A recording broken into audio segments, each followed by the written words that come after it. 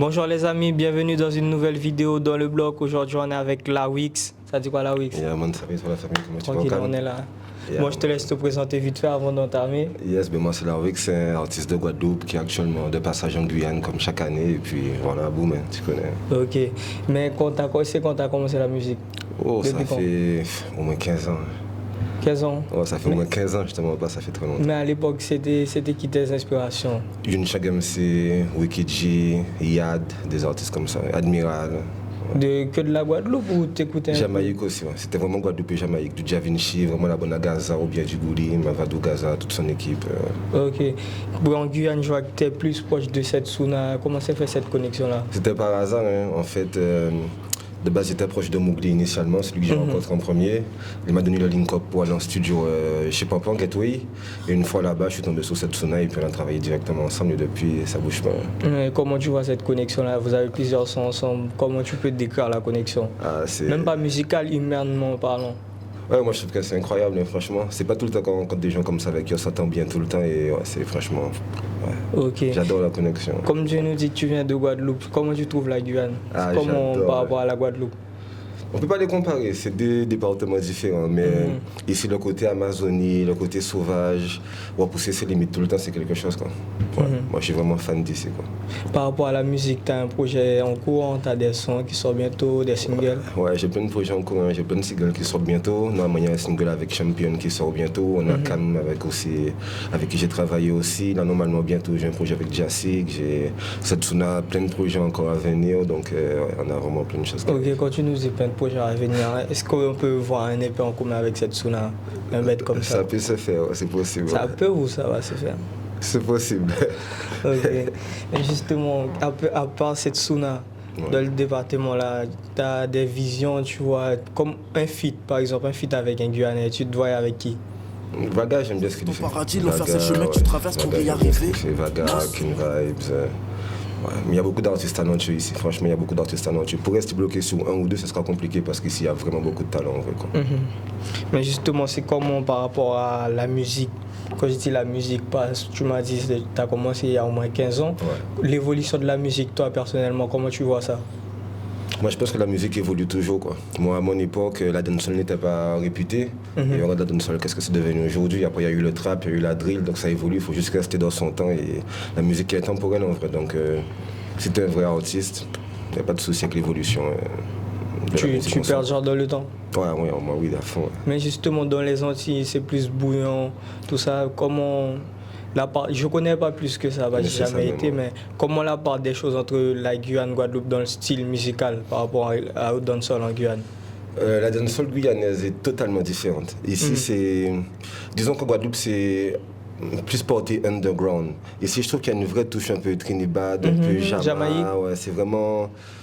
Ils baignent vraiment dans cette culture. C'est deux dancehall différentes en fait. On ne peut pas vraiment les comparer non plus. C'est deux styles de dancehall différents. Chez nous, c'est plus freestyle, son système, une ambiance un peu comme ça.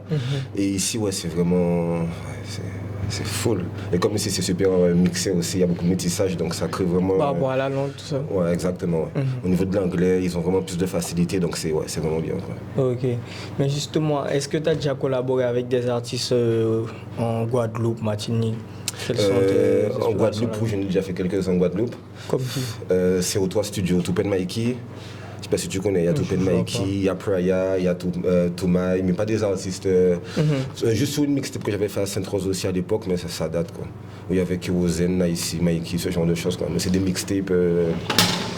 C'est surtout des mixtapes, ce genre de choses. Mais par rapport à, tu penses, tu m'as dit que tu es de passage en Guyane, tu restes longtemps ou tu penses à t'installer, c'est comment? Moi j'ai envie de m'installer ici. Hein. Ah ouais, direct, ouais. Direct. Ouais.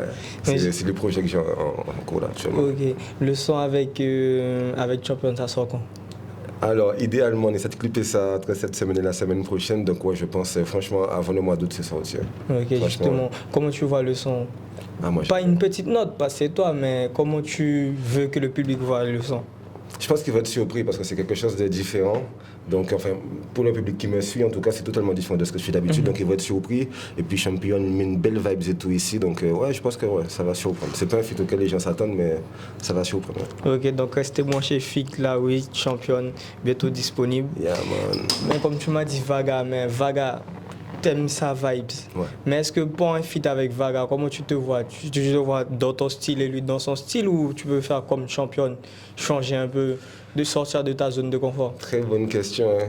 J'aime bien rester dans mon style en vrai, comme je dis, mais je ne suis pas contre changer, puisque j'aime vraiment beaucoup ce qu'il fait. Je trouve qu'on est quand même assez compatible au niveau des mélodies, ce genre de choses. Bon, il est aussi pas mal axé rap, c'est pas trop ce que je fais, mais vu qu'il est très sous les mélodies, je pense qu'il y a moyen de communier vraiment les deux, quoi. Moi, je suis vraiment sous l'alliance des deux. Mais quand je compose, en vrai, je réfléchis pas, je m'envoie et puis on voit ce que ça donne. Donc, Justement, par rapport aux compositions, parce qu'il y a des artistes qui écrivent pas vraiment, qui vont au studio. Comment tu te fais, toi? C'est quoi le rituel? Comment tu fais tes musiques? Si je suis avec Setsuna, par exemple, avec des gens avec qui j'ai l'habitude de chanter, on fait comme ça, on n'écrit pas, ouais, on a un esprit directement.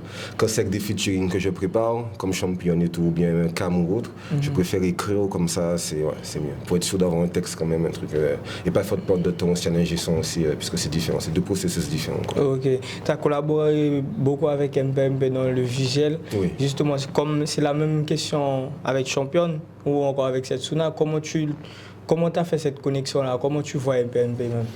Chez nous, c'est depuis, chez nous, NPMP, c'est depuis en France, en fait, je voyais déjà ce qu'il faisait. Je l'ai contacté, on a discuté et tout de suite, c'était carré, quoi. Dès le premier clip avec lui, ça s'est très bien passé. C'est carré, c'est un gars qui est droit dans ses bottes, donc c'est comme ça fonctionne. Et depuis, franchement, ils mettent surtout pour les featuring, ils me débloquent beaucoup de featuring, ils me débloquent pas mal de choses, donc ça s'arrête pas avec lui, vraiment qu'au clip, c'est vraiment, c'est le frérot, quoi. Ok, justement, par rapport à la France, c'est plus question, c'est pas des questions comparatives, juste pour comprendre l'évolution de la musique par rapport en France. Je sais pas si tu as déjà vécu là-bas, mais c'est comment? Actuellement, je vis en France. Oui, c'est comment pour la musique là-bas?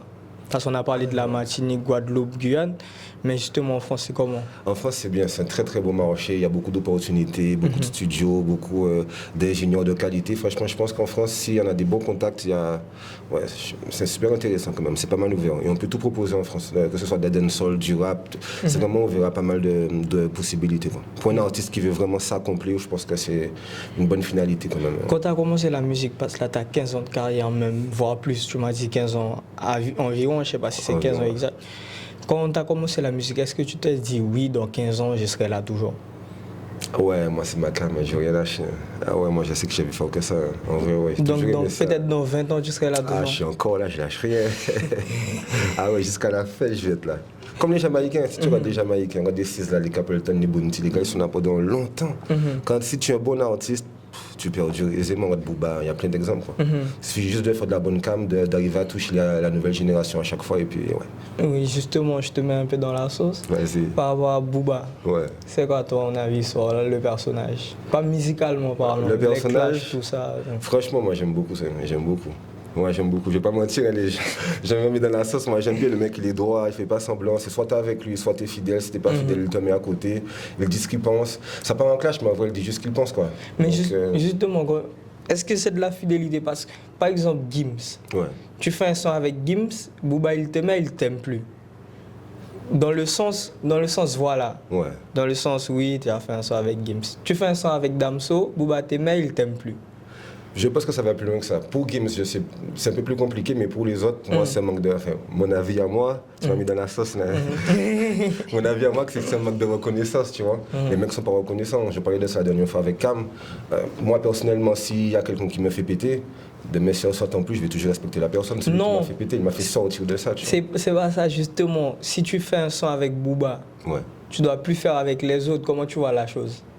Alors, si j'ai fait juste un son avec lui normal et qu'il me dit, ouais, fais plus de son, je fais mes sons quand même, tu vois, normal. Mais si par exemple il me prend, mais il me sort du truc, il me crée une vraie carrière, il me fait vraiment péter, comme il a fait pour tous ces artistes, par exemple, Damso, SDM, tous, même Kalash, en vrai.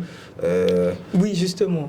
Attends, oui, dis-moi, je vais te mettre dans la sauce encore. Ouais, vas-y, dis-moi.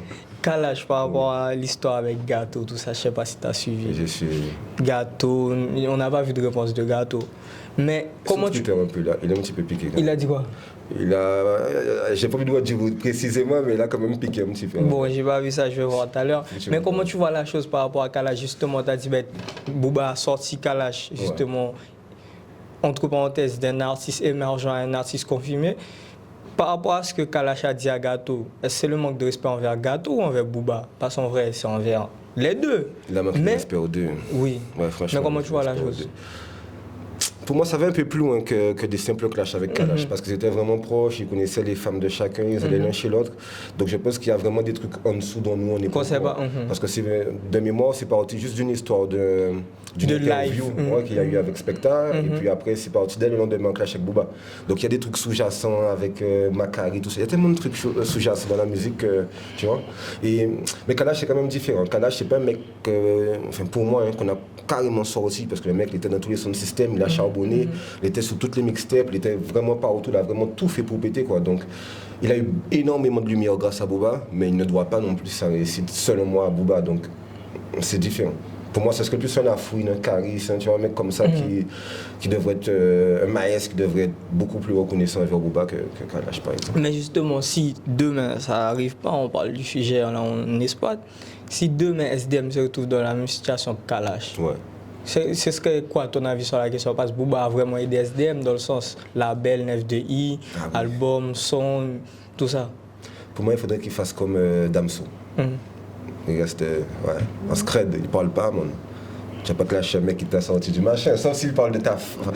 Si c'est sale, Damso parle un peu. Hein. Non, il a sorti son dernier album, mais non, c'est pas ouf. Ils ont dit que dans le truc, t'es en compétition toi-même, mais bravo quand même. Tu laisses la couronne, comme ça. Ouais, je prends les vrais sorts. J'ai pas trouvé ça. J'ai pas trouvé ça si ouf non plus. Vois, donc c'est une petite réponse, mais ça va. Mais le reste du temps, Damso ne répond jamais. Il se laisse allumer et puis il s'en fout, tu vois. En vrai, tant que le mec pour moi, tant que le mec n'est pas venu en face de toi, qu'il t'a pas trappé, qu'il t'a pas fait une carisse, le mec qui t'a donné, t'es millionnaire, voilà, tu me donnes les millions, merci. Chacun sa route, quoi, normal. Ok. On change un peu de sujet. Quel est ton feat de rêve? Même si la personne est décédée aujourd'hui.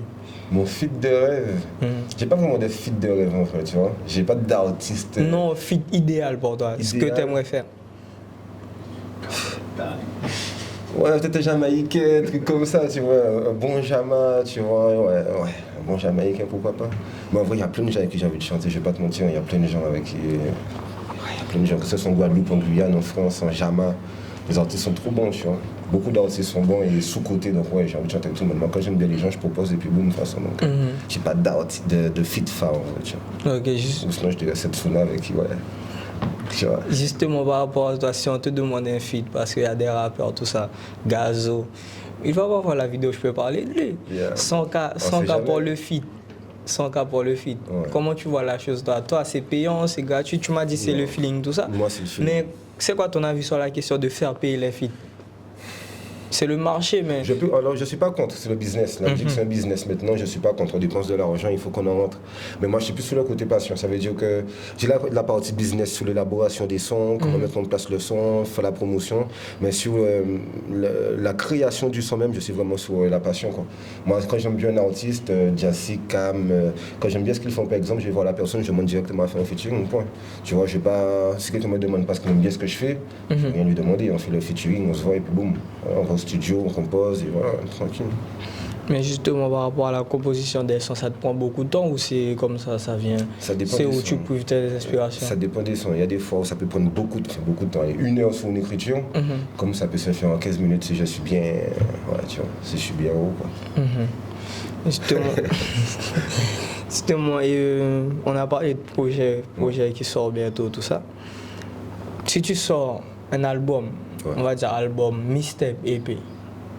Quel est le nom idéal? Par exemple, quand tu étais petit, tu disais pas, ouais, je vais sortir tel projet, tel nom, tel feat, tel son, le nombre de sons, tout ça. Ouais, t'avais pas des rêves comme ça? J'ai un projet comme ça, Tinkina, je l'ai même tatoué sur moi quelque part là, je sais pas, là, ici, là.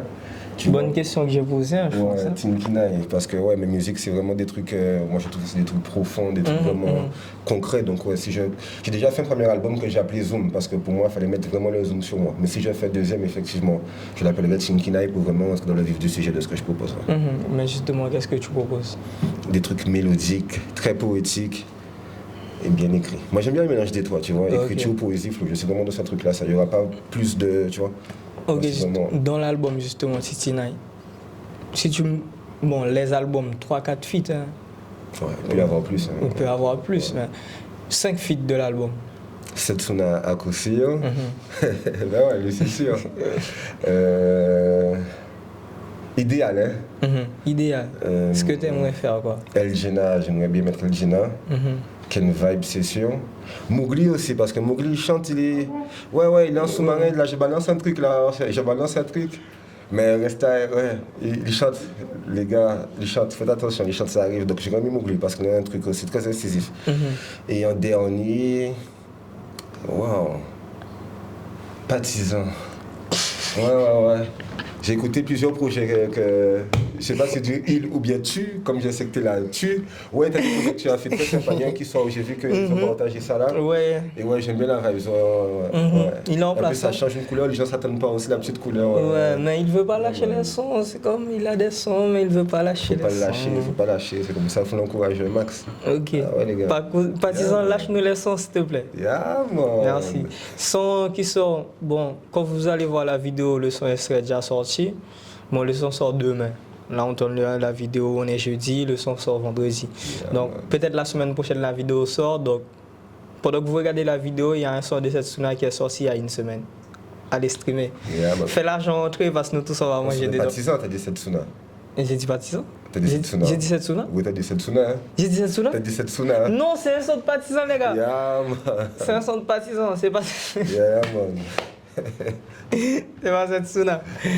Mais justement, partisan, ok, tu nous parles de son flow, il est là, hein, on va le pousser encore un peu. Yeah, man. Mais t'aimerais qu'il fasse comment? Parce qu'il change les voix, je sais pas si t'as vu. Il change ses voix, parfois en créole, tout ça, en français, tu vois. Ouais. Même en espagnol, il peut chanter en espagnol. Mais c'est quoi le mec idéal dans son couplet que t'aimerais avoir? Moi, le petit côté créole là qu'il a là, j'aime bien. Je trouve que ça apporte une petite couleur différente. C'est une couleur différente d'habitude. J'aime bien. Ça fait un petit flow. Bah, ouais, donc, partisan la Wix, on peut voir aussi. Bien sûr, c'est Calvé, frérot, tu connais. Ok. Merci la Wix. Yeah, man. Bon, pour chaque interview, chaque toit, à la fin, on fait un petit jeu. Okay. Donc, c'est un petit jeu. On va changer un peu. T'as déjà regardé quelques épisodes? J'ai vu quelques... Jusqu'à la fin? Oui, bien sûr. Donc tu connais la réponse du... Oui. Ah. En fait, j'ai vu jusqu'à la fin avec SO, Cam, tout ça. Donc, oui. Ah. Ok. Donc un petit message pour la fin, on ne fait pas de jeu, je dois réfléchir à un nouveau jeu. Un petit message pour la fin. Déjà, merci pour l'accueil, merci à Partisan, merci à toi et franchement, gros big up pour le boulot que vous faites ici et puis big up pour la Guyane. Ok, un petit conseil pour les jeunes qui te suivent, tout ça. Même les gens qui écoutent ta musique. Ouais, pour les jeunes, envoyer des sons. Envoyer des sons. Faut faire, si on ne fait pas, il n'y a pas, faut faire. Et pour ceux qui écoutent ma musique, merci. On va continuer à charbonner. Dans 20 ans, on sera encore là. Donc. Les gars, c'était la Wix, restez branchés, likez, abonnez-vous dans le blog. Merci la famille, merci à toi. Plus je lui donne, plus elle me demande top sa crise. Plus elle m'étonne, elle laisse tout en plein dans sa matrice, tout en voulant que j'attends. Dis-moi y'a quoi m'attend. Elle voudrait me tourner les ordres, taper la fiche. Puis elle déconne, moi j'en redemande, plus je m'en fiche. Elle voudrait que je sois tendre, mais je sais plus à quoi m'attendre.